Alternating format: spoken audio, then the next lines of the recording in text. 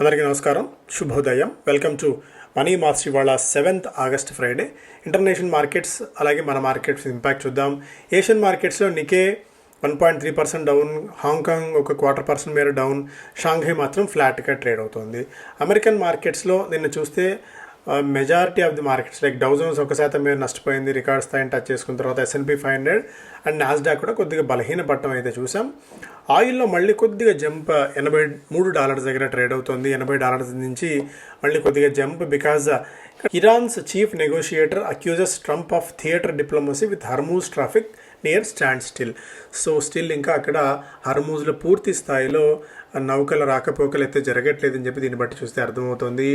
Oil rises amid supply disruption fears on Iran's restrictive draft plan for the strait of Hormuz. So ఇది కొద్ది కాలం పాటు ఇంకా కొనసాగుతూనే ఉంటుంది. దీని గురించి మనం ఎంత తక్కువ మాట్లాడుకుంటే అంత మంచిది. గోల్డ్ 7 వారాల గరిష్ట స్థాయి దగ్గర ఉంది. 4,300 మార్క్ని క్రాస్ చేసి చాలా స్ట్రాంగ్గా అయితే పైకి వెళ్ళడం చూస్తున్నాం. బికాజ్ ఈ అన్సర్టనిటీ అండ్ యూఎస్లో ఉన్న అన్సర్టనిటీ కూడా గోల్డ్కి ఆజ్యం పోస్తుంది. క్రిప్టో కరెన్సీస్లో బిట్ కాయిన్ $64,000 దగ్గర ఉంది.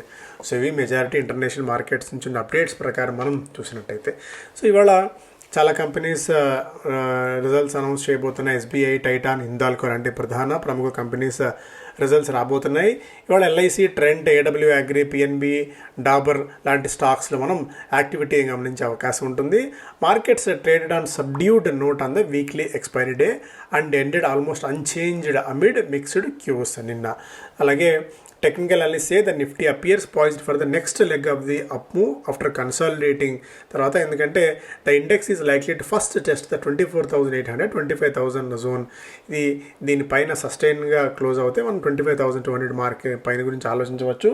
డైవర్జెన్స్ ఏదైతే సెన్సెక్స్ అండ్ నిఫ్టీ మధ్య ఉందో అది మెల్లిగా ఎరేజ్ అయితే అవుతోంది. అడ్జస్ట్మెంట్స్ అయితే జరుగుతున్నాయి సెన్సెక్స్ నిఫ్టీకి మధ్య. మేబీ నెక్స్ట్ వారానికల్లా అది పూర్తిగా ఏదైతే క్లోజింగ్ ఆప్షన్ సిస్టమ్ ఉందో అది సెటరేట్ చేసే అవకాశం అయితే ఉంటుంది. ఈలోపు ఈ వారం అంతా కూడా కొద్దిగా ట్రేడర్స్ అయితే ఇబ్బంది పడిన సంగతి మనకు తెలుసు. స్టాక్స్ పరంగా LIC లాభాల్లో 23% మేర వృద్ధి నమోదు చేసింది. 13,492 కోట్ల రూపాయల లాభాలని అనౌన్స్ చేసింది. నెట్ ప్రీమియం ఇన్కమ్ దాదాపు 7% మేర జంప్ అయితే ఉంది. ట్రెంట్ లాభాల్లో 21% మేర వృద్ధి నమోదైంది. 519 కోట్ల రూపాయల లాభాలని కంపెనీ అనౌన్స్ చేసింది. అండ్ రెవెన్యూ ఫ్రమ్ ఆపరేషన్స్ దాదాపు 18% మేర పెరిగాయి.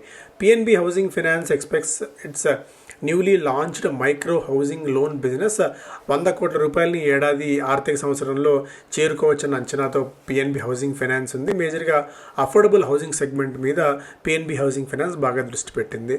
డాబర్ ఢిల్లీ హైకోర్టు సంబంధించి Thursday move to Delhi high court against the national foods regulator and FSSAI మీద వీళ్ళు కోర్టుకి అయితే వెళ్తున్నారు. 100% ప్యూర్ అన్న క్లెయిమ్స్ని తప్పుపడుతూ FSAI ఇచ్చిన క్లెయిమ్స్ని ఛాలెంజ్ చేయడానికి వీళ్ళు కోర్టుకి అయితే వెళ్తున్నారు. 4th కంపెనీ ఇది, ఎందుకంటే యునైటెడ్ బ్రెవరీస్ లాంటి కంపెనీస్ కూడా ఇప్పటికే కోర్టుకు వెళ్ళిన సంగతి తెలుసు. AWL agri has built up inventories of imported edible oils over the past 2 months, adopting a strategy similar to the one it used during the COVID అన్నట్టుగా అక్కడ యాజమాన్యం అయితే చెప్తుంది. వీటితో పాటు చాలా స్టాక్స్ అయితే ఉన్నాయి. రిజల్ట్స్ అనౌన్స్ చేసిన స్టాక్స్, వాటిల్లో మేజర్గా కొన్ని ఇంపార్టెంట్వి మనం తీసుకొని తర్వాత మనం దీనిలోకి వెళ్దాం. విజయ్ డయాగ్నోస్టిక్స్ ప్రాఫిట్స్లో 36% దాకా జంప్ అయితే ఉంది. EBITDA మార్జిన్స్ 42% మేర ఉన్నాయి. IFB ఇండస్ట్రీస్ ప్రాఫిట్స్లో 65% మేర వృద్ధిని నమోదు చేయగలిగింది.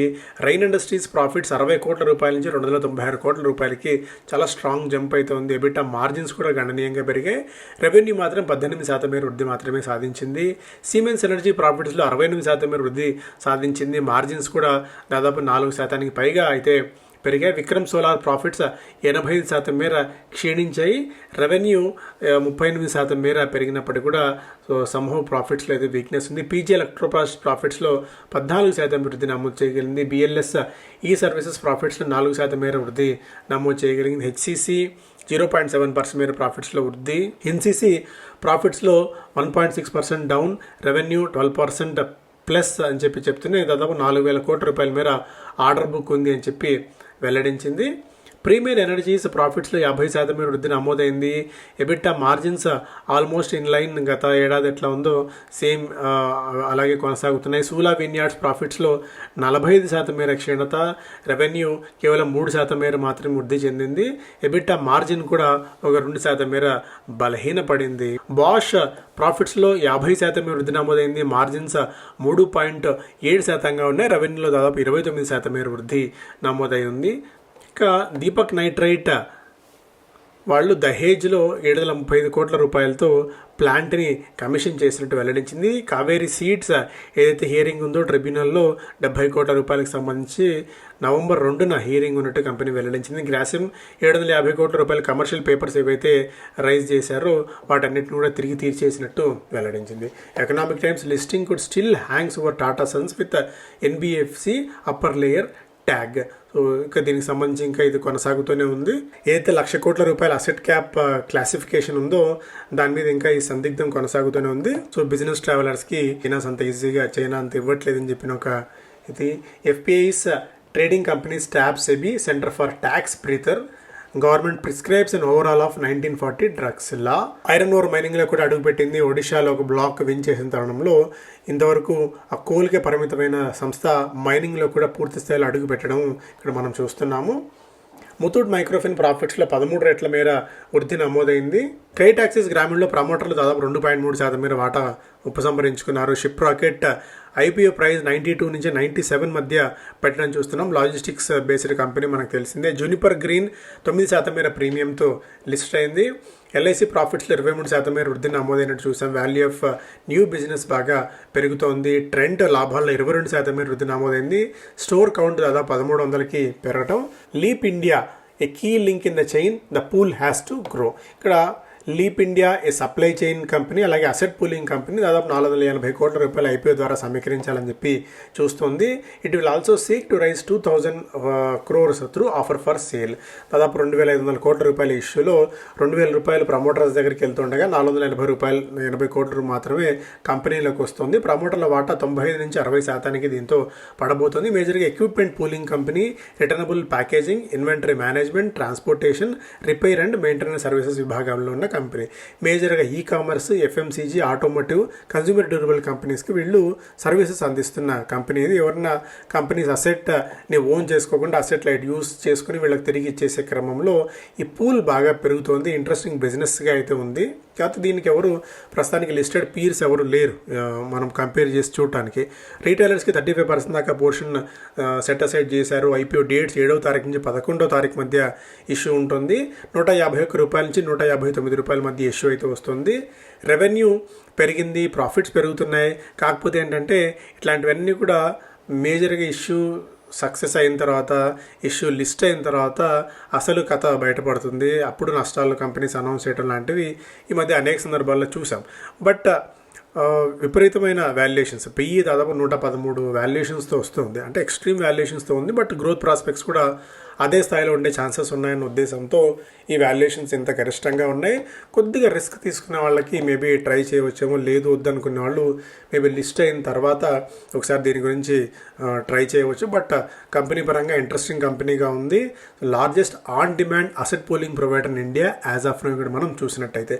సో సప్లై చైన్ డిమాండ్ రాబోయే రోజుల్లో పెరిగేదే తప్ప తగ్గేది ఉండదు కాబట్టి సో ఇలాంటి బిజినెస్ ఫ్లరిష్ అయ్యే అవకాశం కూడా ఉంటుంది. But take with pinch of salt అన్నట్టు కొద్దిగా మనం జాగ్రత్తగా ఉండాలి. మిల్కీ మిస్ట్ ఐపీఓ 133 రూపాయల నుంచి 140 రూపాయల మధ్య ప్రైస్ అయితే ఫిక్స్ చేశారు. ఆగస్టు 11 నుంచి 13 వరకు ఈ ఇష్యూ అయితే మార్కెట్స్లోకి రాబోతోంది.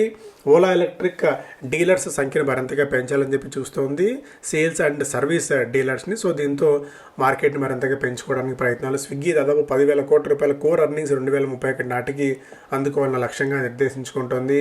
మెంటర్షిప్ ప్రోగ్రామ్ మండే నుంచి స్టార్ట్ అవుతోంది.